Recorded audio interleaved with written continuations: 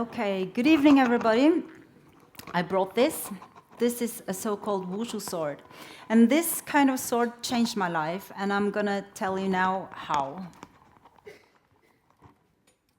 I used to be a chain smoker, a heavy drinker, and I used to enjoy any unhealthy aspects of life.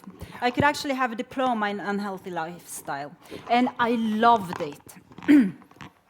On the other end of the scale, there was something called sports.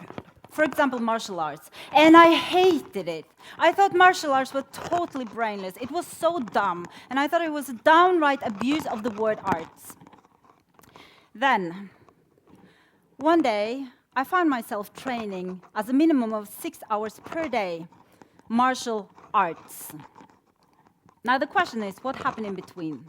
The answer is, I had made some intuition-based decisions. Intuition, it isn't only when your husband comes back home and he smells of unknown eau de cologne.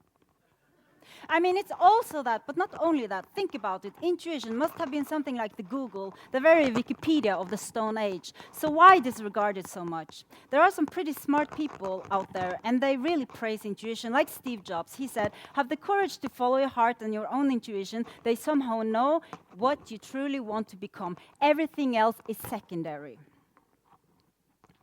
Now, I grew up in a very small community, and we didn't have any wonderful yes, you cans. But we had a lot of no, you cans, and why on earth would you like to do that?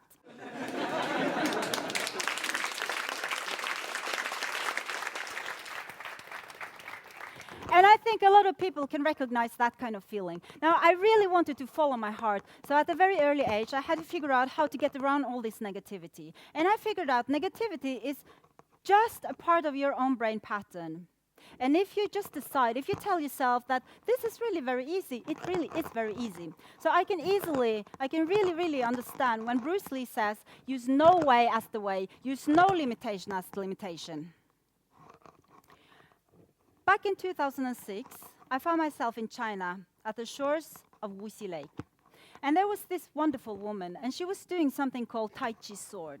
And at the time, I had absolutely no idea what Kung Fu or Wushu, that's the same thing, by the way, Wushu was. So if you said Wushu to me at the time, I would probably assume that you were sneezing. I was watching her, and although I thought martial arts is so stupid, I just had this growing feeling that this is something I really want to learn. I really need to learn it. I must learn it. Actually, this woman changed my life without knowing it. And a few months later, I was in China, and I stayed in China. I trained for 4 years.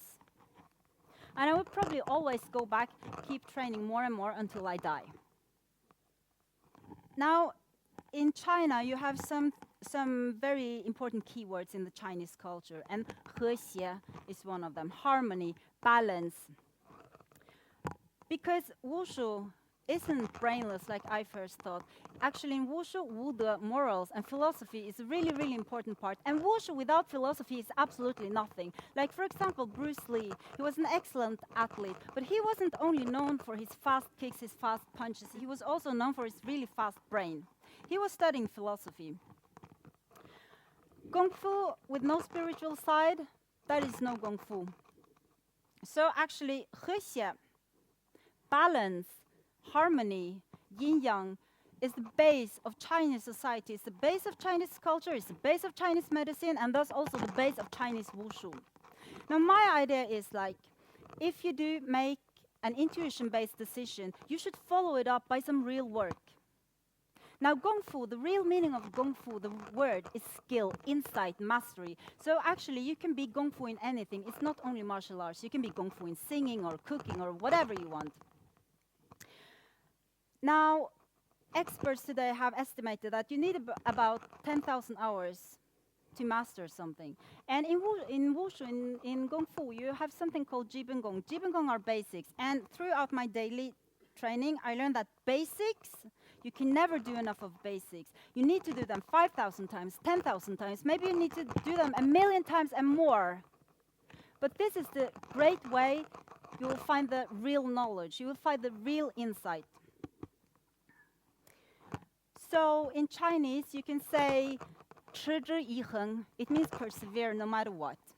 If you persevere, not only do you get real knowledge, but you will also find the source of your inner motivation, because inner motivation is so much better than external motivation factors, because external motivation factors are ever-changing, and thus they are kind of unreliable.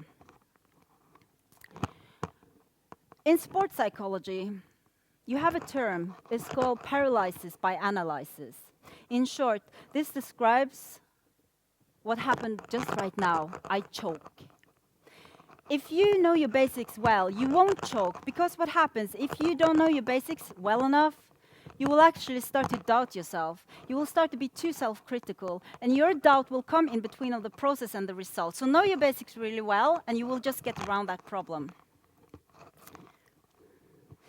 I think that good basics really increase your self-confidence. And also, I think that all of you would probably have a lot of times in your life that you would like to go with your intuition, but maybe your self-confidence isn't just right there.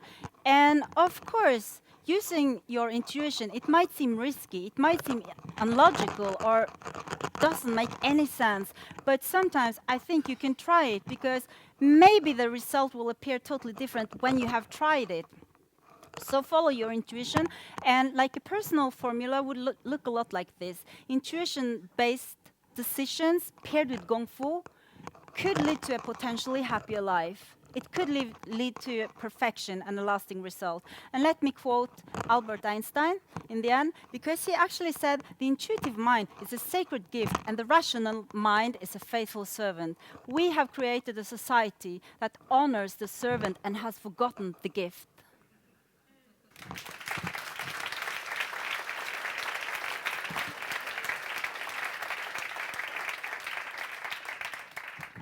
And Einstein is not stupid. So actually, by using my intuition, it has taken me to a lot of strange, unexpected places. And okay, I would never become Bruce Lee. But that's okay. I feel very happy. And the point is, like, I'm pretty sure that for every one of you out there, there is a sword awaiting you. And when you see that sword, I urge you to grab it, because the next time you see it, it might not be there anymore. So thank you.